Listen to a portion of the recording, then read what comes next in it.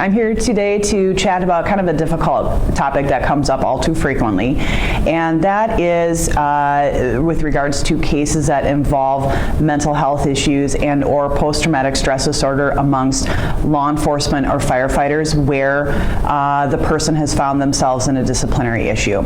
And that unfortunately arises all too commonly when someone has been suffering in silence for years, dealing with symptoms, trying to deal with them on their own. And oftentimes that results in situations that come up at work, either on the job or off the job. And that can be anything from drinking excessively so that a person runs into a DWI situation, or this can be symptoms associated with hypervigilance. So all of a sudden somebody's butting heads with their supervisor and getting themselves in hot water. It can involve even including complaints of excessive use where a person is hyper aroused during a call. This can also involve sort of making mistakes and bad judgments on the job as far as being able to concentrate and focus and starting to make mistakes.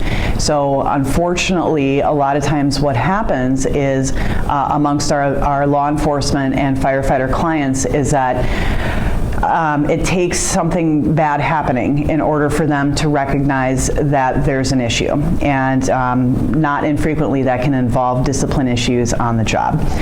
A lot of times people think that if I'm facing a legal issue because I've got a DWI, or if I'm looking at potentially being terminated because I've had discipline issues arise, that somehow prohibits them from being able to assert a claim if in fact they are experiencing mental health issues that are related to their work. And that couldn't be further from the truth.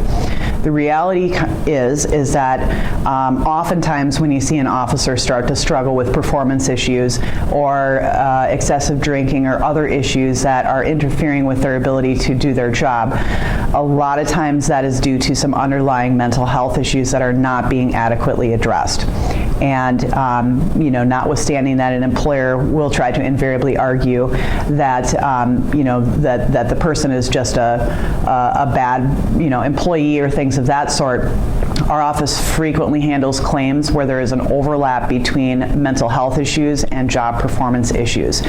And so we frequently utilize or cooperate with the efforts of various law enforcement unions, such as LELS, to either effect some sort of voluntary separation or some other sort of negotiated agreement whereby the officer separates from the employer without having to necessarily go through a formal termination process.